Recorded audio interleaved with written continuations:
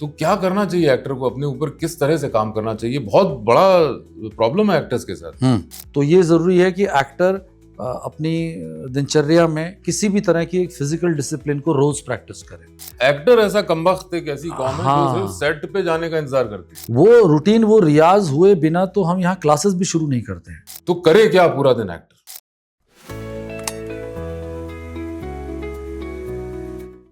Hi, welcome back to acting talks. मैं समर जय सिंह। मैं Rupesh Thapliyal. Actor जो अपने ऊपर काम कर रहा है या जो काम ढूंढने की कोशिश कर रहा है, उसकी पूरी दिनचर्या कैसी होनी चाहिए? वो क्या करे जब उसके पास काम नहीं है, जब वो ऑडिशन देने जाने वाला है, या मानो उसके पास उस दिन ऑडिशन भी नहीं, तो पूरे दिन वो क्या करे? टीवी देखता रहेगा या रील्स देखेगा या जिम में जाएगा? तो क्या करना चाहिए एक्टर को, अपने ऊपर किस तरह से काम करना चाहिए? बहुत बड़ा प्रॉब्लम है एक्टर्स के साथ। उन्हें समझ में नहीं आता पूरा दिन करें क्या। करना क्या? पूरा दिन निकल जाता है। बंबई में आप रह रहे हो या अपने गांव में भी रह रहे हो, अपने शहर में रहे हो, लेकिन बंबई में रह रहे हो तो बहुत बड़ा पाप है भाई। भाड़ा भी भर रहे हो, खर्चा हो रहा है, खाने पीने का खर्चा हो रहा है, फ्यूल का खर्चा हो रहा है। तो करे क्या पूरा दिन एक्टर, सिवाय जिम जाने के या मिरर के सामने खड़े होके देखने से के अलावा या रील्स देखने के अलावा कुछ है सर काम कर सकता है? हाँ सर, होना ही चाहिए। हाँ। मतलब एक्टर को शायद ये लगता है कि मेरा एक्टिंग करने की चाहत रखना ही मेरा काम है ना, और उसके लिए बस मैं ऐसा फील करूं, या जैसे सर ने कहा जिम कर लूं या फिल्में देख लूं, उतना ही शायद काफ़ी है। लेकिन जैसे कोई भी एक स्पोर्ट्स पर्सन होता है, या कोई डांस फॉर्म में होता है, मार्शल आर्ट्स म्यूजिशियन होता है, इंस्ट्रूमेंट प्लेयर होता है, वोकलिस्ट होता है, आप देखोगे एक भी ऐसा कोई प्रोफेशन नहीं है जिनका अपना कोई एक रूटीन या एक रियाज ना हो, जिसको वो कुछ घंटे या कई घंटे करते हैं सिर्फ अपने इंस्ट्रूमेंट को फाइन ट्यून रखने के लिए, सिर्फ अपनी क्राफ्ट को और पॉलिश करने के लिए। किसी भी क्षेत्र में सर, आप तो क्रिकेट आपने खेला है काफी सीरियसली। हाँ, तो आप जानते हो कि एक हर स्पोर्ट्स पर्सन का एक पीरियड रहता है जिसमें एक टाइम ड्यूरेशन रहती है जो उसको मिनिमम करना ही है। अगर वो ना करे, एक दिन भी, 2 दिन भी अगर वो छूट जाए, तो उसको लगता है कि मेरी जो परफॉर्मेंस है उसमें एक ड्रॉप आएगा। ऐसा ही सिंगर्स का है। मैंने सुना कि लता जी, बहुत बाद में तो उनकी तबीयत ख़राब हुई, बट मैंने अपने अर्ली 90s तक सुना कि वो रोज़ अपना रियाज करती थी। जाकिर हुसैन हमेशा तबला बजाते ही हैं, प्रैक्टिस करते हैं। म्यूजिशियंस मैंने सुना है, सितार वादक हों, प्लेयर्स हों, everybody does that. But actor ऐसा कमबख्त एक ऐसी कौम है जो सिर्फ सेट पे जाने का इंतजार करती है। हाँ, और वही मुझे कोई कास्टिंग डायरेक्टर बुलाए, मैं ऑडिशन क्रैक करूं, सेट पे जाऊं तो मेरा काम शुरू होगा। क्या ये सही है सर? सेट पे काम शुरू होता है या नहीं सर? सेट पे हमेशा चलना चाहिए? तो सेट पे तो काम करेगा तब जब वो काबिल होगा।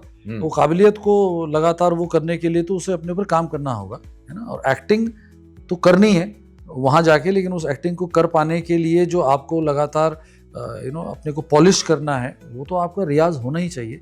तो I think it's high time कि एक्टर समझे कि कम वॉट में जैसे बाकी सारी चीज़ें ज़रूरी हैं, मैं अगर इस प्रोफेशन में हूँ तो मेरा एक सर्टेन स्टिपुलेटेड टाइम है जो मैं रोज़ अपने आप को पॉलिश करने में खर्च कर रहा हूँ। और अगर ये नहीं कर रहा हूँ तो मैं क्राइम कर रहा हूँ, मैं अपने आप को धोखा दे रहा हूँ, शायद अपने पेरेंट्स को धोखा दे रहा हूँ, है ना। खाली सपने लेना इज़ नॉट इनफ। उन सपनों को डिजर्विंग बनना, उन सपनों के लिए डिजर्विंग बनने के लिए आपकी तरफ से कुछ एफर्ट होगा। सो आई थिंक इस एपिसोड में हम यही बात करते हैं कि maybe if we can guide them sir, कि पूरा दिन एक रियाज हो आपका, एक रूटीन हो आपका, कि रोज आप वो जरूर करें। दिनचर्या एक्टर की क्या होनी चाहिए, स्पेशली अपनी क्राफ्ट को लेके? Yes sir. नाउ जैसा हमने शुरू से कहा था कि एक एक्टर के लिए उसका शरीर बहुत रिलैक्स्ड होना ज़रूरी है। तो ये ज़रूरी है कि एक्टर अपनी दिनचर्या में किसी भी तरह की एक फिजिकल डिसिप्लिन को रोज़ प्रैक्टिस करे, है ना। रोज़ से हमारा मतलब है कि कभी एक्सेप्शन हो जाते हैं, कोई इमरजेंसी आ गई, कोई और रीज़न है, दैट्स ओके, बट एक रेगुलर रूटीन में आप कर रहे हैं, वो चाहे आप कोई मार्शल आर्ट्स कर रहे हैं, कोई डांस फॉर्म कर रहे हैं, ये आपका एक क्लास आपकी, या एक एक्सरसाइज या प्रैक्टिस जो आप खुद कमरे में कर रहे हैं, या और कुछ नहीं तो the best way is to do yoga. आप कुछ आसन भी अगर कर लेते हैं, से फॉर 20 to 25 मिनट्स अगर आप करते हैं, आधा घंटे के स्पैन में अगर आप कुछ भी फिजिकल डिसिप्लिन करते हैं, तो ये आपके बॉडी को हमेशा कैपेबल रखेगा, आपके इमोशंस को अच्छी तरह से कन्वे करने में हेल्प करेगा। फिर इसके बाद sir obviously the second thing is, जैसे हमने बात करी कि ब्रेथ, सांस है ना, एक्टर को सांस पे काम करना बहुत ज़रूरी है। तो वो ये ज़रूर कोशिश करे, जो हमने अपने पिछले एपिसोड्स में आपको कुछ एक्सरसाइजेस बताई हैं, उन एक्सरसाइजेस को आपने, आई एम श्योर कि आपने नोट किया होगा और आपने उसका अभ्यास भी शुरू कर दिया होगा। उसको डेली उसकी प्रैक्टिस जो है बनानी है कि वो ब्रीदिंग एक्सरसाइजेस रोज़ हों।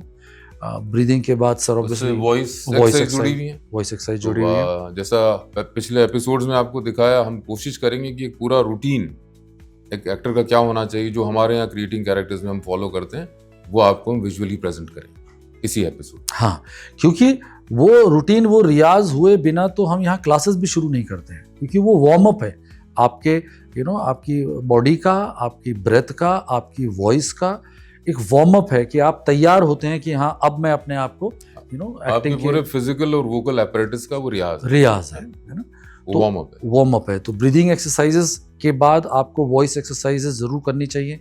जो एक्सरसाइजेस हमने आपको बताई हैं, डिस्क्रिप्शन में वीडियोस दिए हैं, जैसा सर ने कहा इस एपिसोड में भी आप देखने वाले हैं, वो कंप्लीट रूटीन जो है रियाज, जिसमें आप वो सारी एक्सरसाइजेस देखेंगे।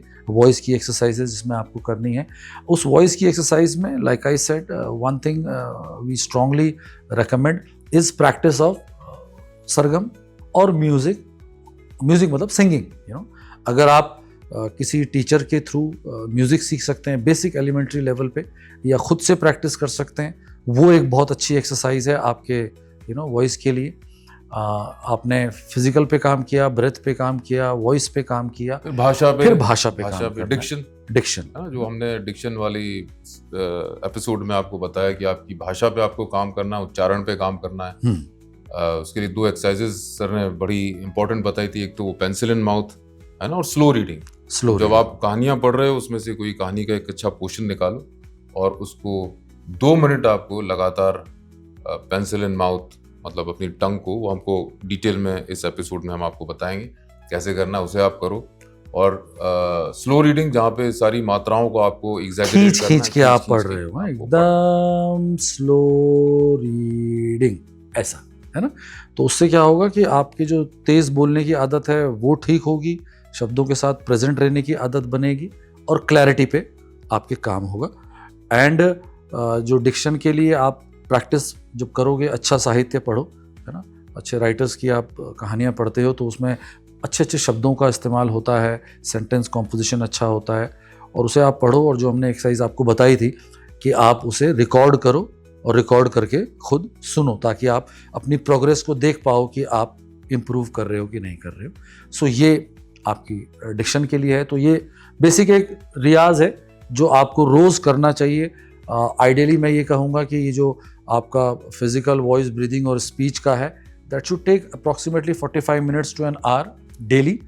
एंड उसके बाद आधा घंटा, जैसा सर ने पिछले एपिसोड में बताया था, स्टोरी टेलिंग, है ना, कि रोज कहानी भी पढ़नी है। हाँ, एक कहानी ऐड ऑन होती जाए, एक कहानी पढ़नी, नई कहानी, और एक कहानी जो आपने तय कर ली जिसको सुनाना है, उसकी फिर आपको प्रैक्टिस करनी है।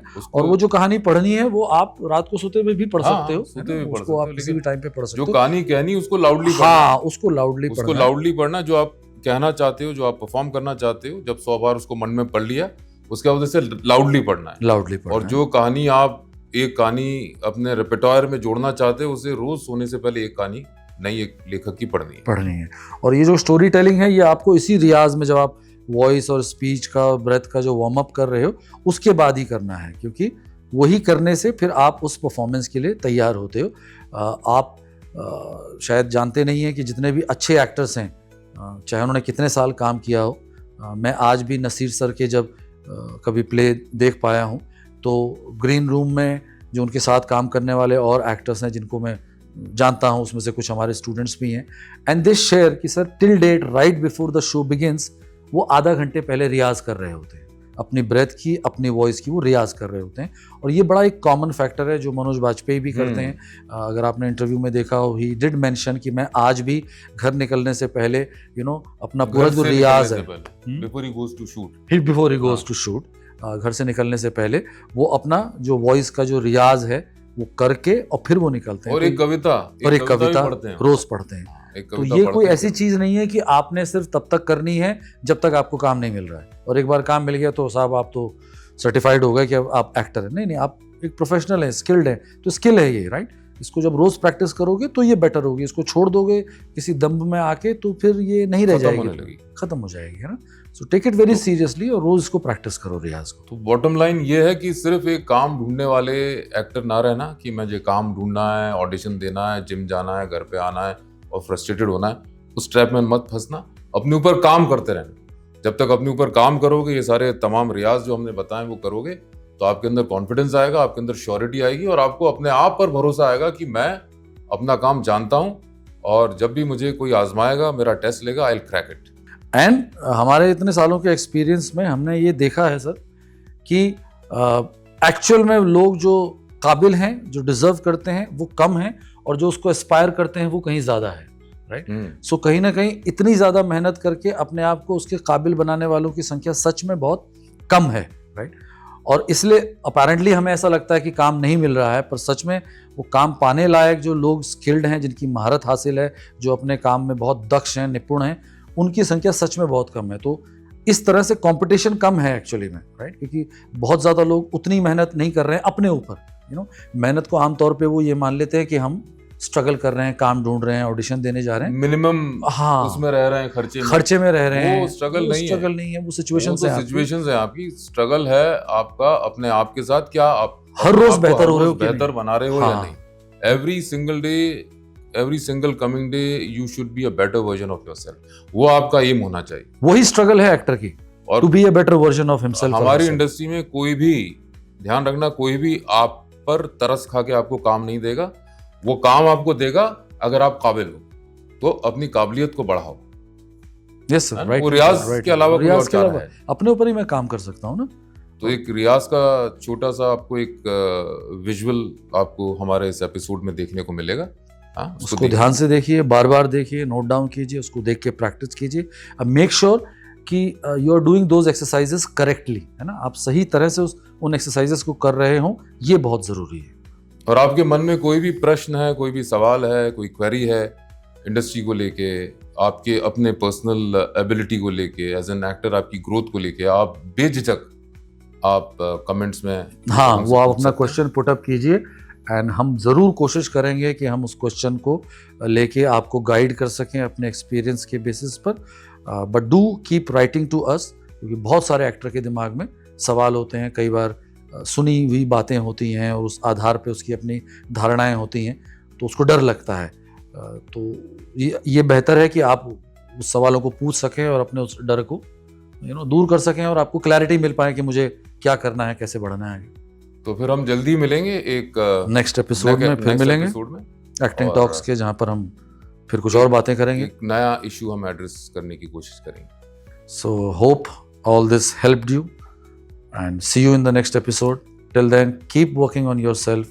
Goodbye. And if you have not subscribed us, please do subscribe and share, and you'll get the notification if you subscribe, and you'll be, है ना, हमारे साथ आप जुड़े रहोगे।